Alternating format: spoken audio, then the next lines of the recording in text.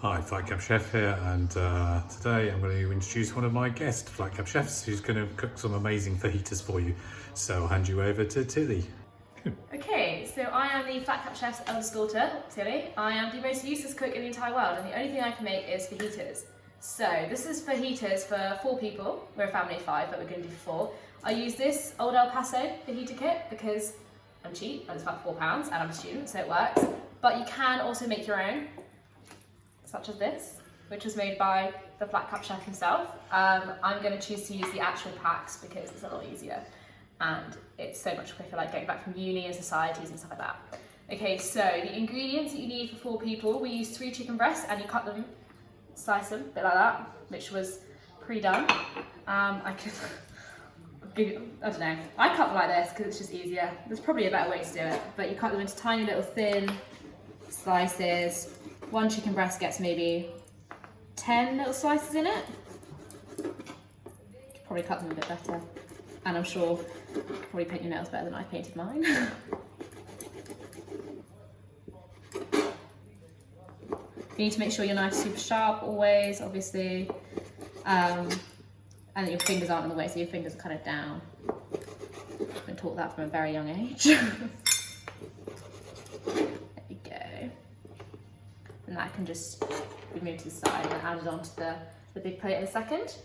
On top of that, you need a bit of vegetables, so I add in peppers. So this one's a yellow pepper, but try and add a bit of colour to your food. So we've got green, yellow and red in here.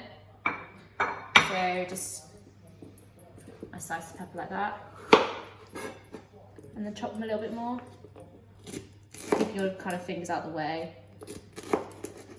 Peppers are sometimes a bit difficult to chop, but... And then if you want them thinner, you can always just cut them again, just like that. You can get them so much thinner. And the same on the other bit.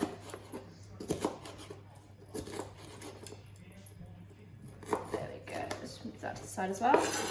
Then the only other thing I add into it is onions, because it gives a bit of flavour, and onions cook really well. It makes it quite sweet.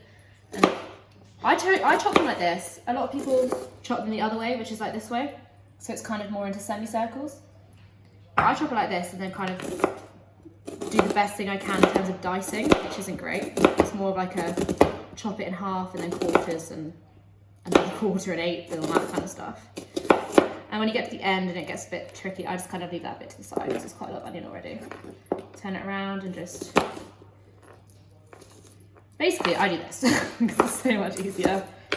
There's definitely a better way to do that, and I'm pretty sure there's a video on how to properly chop onions.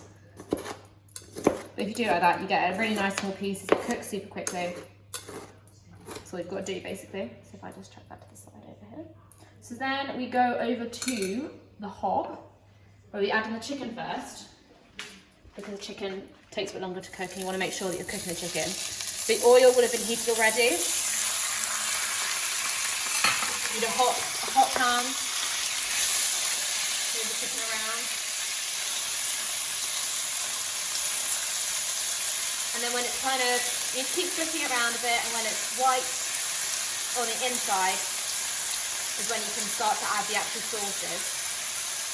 Then you add the peppers next, because they take a bit longer to cook, and then onions, because onions tend to cook incredibly quickly. You need to get very aware of the hot oil.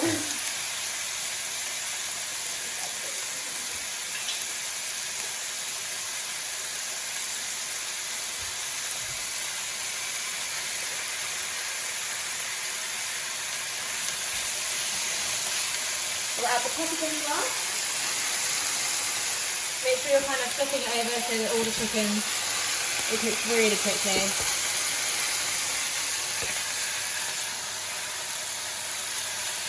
Add in some peppers, because the peppers take quite a while to cook.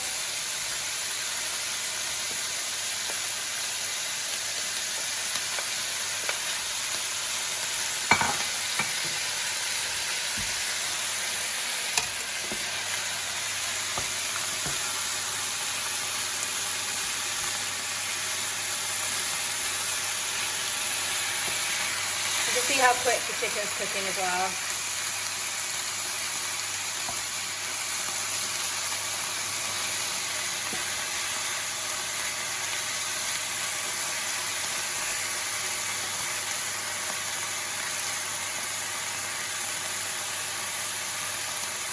On top of that, add the onions.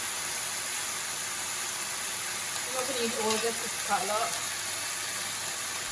It kind of separates anyway, the hotter it gets.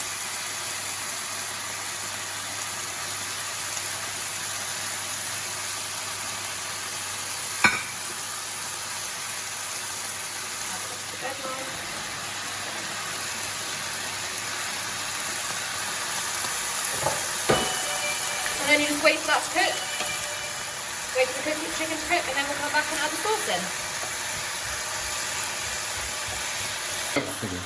After about 5 minutes, you need to add this little seasoning which comes in the packet. I didn't know what this was until about 6 months ago, which is really stupid if you think about it, but it just adds a bit of flavour to the chicken and it seasons it. It means you don't really have to add much salt or pepper to anything. It seasons the chicken and the vegetables. We had the extra mild ones. This is like a really, really mild one, but you can get ones which are really spicy. You can get paprika, you can get kind of salsa ones, and you just mix it up. This one smells so good. Gives the chicken a bit more colouring, and just seasons it. And then your final part of the fajita making scenario is to add in this El Paso cooking sauce. It's just like kind of salsa cooking sauce. Do it when the chicken's fully cooked and when your vegetables are pretty much done. Just squeeze it all in. More comes out than you think, so it's all good. And then once you've got all of that out, okay, you just stir it all in, mix it in with the chicken and the veg, and it kind of leaves it almost a bit like a simmer, but not quite. Sorry about my stammering there. You can even hear the difference in how, when there's more liquid stuff in it, how different it makes it look and sound. I just leave that to warm for a little bit and then we'll get on to the actual making of the fajita. Okay, so once you've got the seasoning in and the sauce and all that kind of stuff, the chicken will be white on the inside and the vegetables will be soft with your onion being a bit browned. Heat the fajitas tortilla wraps in the microwave for about 30 seconds to a minute if you want them really hot. Add it to a plate. I personally don't really like guacamole, so I'm just going to add sour cream and chive. Most people add guacamole, salsa, sour cream, that kind of thing. You just kind of scrape it into the middle. This is how I do it. Then I add the chicken. Make sure you get enough vegetables in there as well. Just, you know, make it a balanced meal. Just get that. There we go. And then if you grate some cheese, I usually go for cheddar. Easiest option. Grab a reasonable handful, fold it up. I fold the ends as well, some people don't. And there you go, perfect fajita, yum.